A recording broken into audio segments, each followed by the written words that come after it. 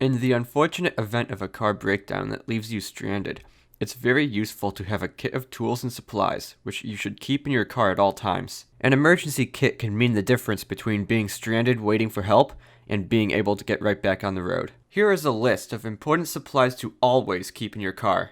Jumper cables, roadside flares, spare tire and jack, first aid supplies, bottled water, granola or energy bars, small tool kit, a flashlight, car escape tools such as a seatbelt cutter and a window breaker, road maps, blankets and extra clothing, especially for colder climates, a car fire extinguisher, antifreeze, a roll of duct tape, washer fluid, paper towels or rags, 2 quarts of oil, and a no-spill gas can. You can often find these items being sold as kits online or at automotive stores.